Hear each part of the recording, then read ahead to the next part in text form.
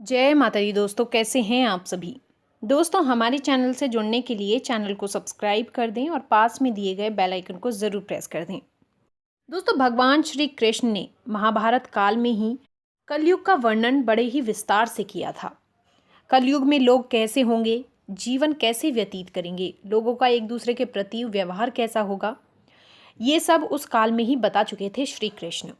आज की इस वीडियो में हम कलयुग में घटने वाली, कलयुग में होने वाली 5 कड़वी बातों के बारे में बताएंगे जो 100% आज सच साबित हो रही हैं। दोस्तों, महाभारत काल में पांचों पांडवों के मन में कलयुग के बारे में जानकारी जानने की इच्छा हुई। उन्होंने श्री कृष्ण से एक बार पूछा कि कलयुग में मनुष्य कैसा होगा, कलयुग में लोगों के विचार कैसे होंगे, एक दूसरे के प्रति मोक्ष की प्राप्ति कैसे होगी, एक दूसरे के प्रति क्या व्यवहार रहेगा लोगों का। तब श्री कृष्ण ने पांचों पांडवों की इन बातों को सुनकर वन में जाने को कहा। साथ ही ये भी कहा कि जो भी वहां देखो उसे मेरे पास आकर विस्तार से बताना।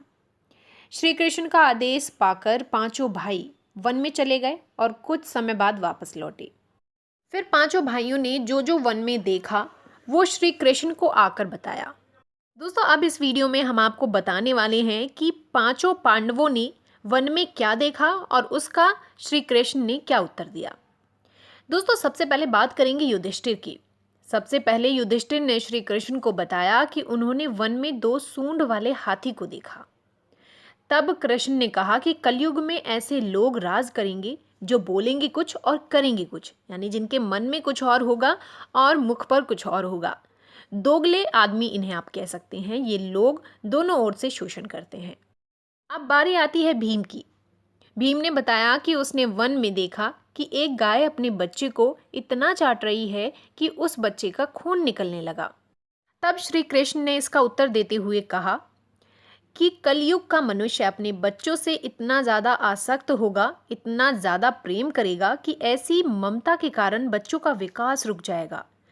उदाहरण के लिए, यदि उसका पुत्र साधु बना तो सब उसके दर्शन करेंगे, लेकिन स्वयं का पुत्र साधु बना तो माता पिता दुखी हो जाएंगे, रोएंगे कि मेरा पुत्र किस राह पर निकल चला है। कलयुग में लोग बच्चे को मोहमाया और परिवार में ही बांध कर रखना पसंद करेंगे। इस तरह उसका जीवन वही नष्ट हो जाएगा, बच्चे का विकास रुक जाएगा। उसके बाद श्री कृष्ण ने कहा कि तुम्हारे पुत्र तुम्हारे नहीं बल्कि अपनी पत्नियों के बनकर रह जाएंगे, और पुत्रियां तुम्हारी अमानत हैं। ये शरीर मृत्यु की अमानत है और आत्मा परमात्मा की अमानत है। अब बारी आई अर्जुन की। अर्जुन ने बताया कि उसने एक पक्षी को देखा जिसके पंख पर वेद की रुचाई लिखी हुई थी, लेकिन वो एक मनुष्य का मांस खा रहा था। ये देखकर मैं हैरान हो गया। तब श्री कृष्ण ने कहा कि कलयुग में ऐसे ही लोग होंगे जिन्हें विद्वान कहा जाएगा, किंतु उनकी मंशा यही होगी कि किसी की जल्दी मृत्यु हो जिससे उसकी संपत्ति को अपना लिया जाए। व्यक्ति का औहदा चाहे कितना भी बड़ा क्यों ना हो, लेकिन उसकी दृष्टि दूसरों की संपत्ति पर ही होती है। ऐसे लोग बहुत होंगे जो दूसरे के धन को छीनने के आतुर होते हैं। वास्तविक संत तो कोई कोई ही होगा। अब बारी आई नकुल की। नकुल ने कहा कि मैंने देखा कि एक भारी चट्टान पर्वत से गिरी और बड़े से बड़े वृक्ष भी उसे नहीं रोक पाए, लेकिन एक छोटे से पौधे से टकराकर वो चट्टान वहीं रुक गई। तब इसका अर्थ बताते हुए श्री कृष्ण ने कहा कि कलयुग में मनुष्य की बुद्धि क्षीण होगी, उसका जीवन पतन होगा और इस पतन को धन या सत्ता के वृक्ष रोकने में सक्षम नहीं होंगे, लेकिन हरि नाम रूपी एक छोटे से पौधे से मनुष्य का जीवन पतित होने से रुक जाएगा।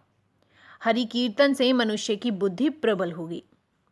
अब बारी आती है सहदेव की। सहदेव ने श्री कृष्ण को बताया कि मैंने वन में अनेक कुएं देखे, जिनमें से केवल बीच का कुआं खाली था जो कि सबसे गहरा था।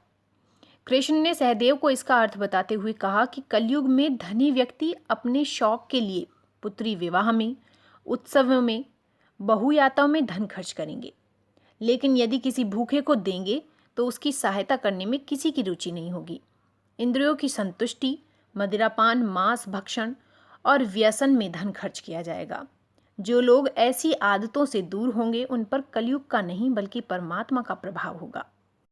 तो दोस्तों ये थे कलयुग के 5 कड़वे सत्य। आपको हमारा ये वीडियो कैसा लगा हमें कमेंट करके बताएं। वीडियो पसंद आए तो लाइक और शेयर ज़रूर करिए। धन्यवाद।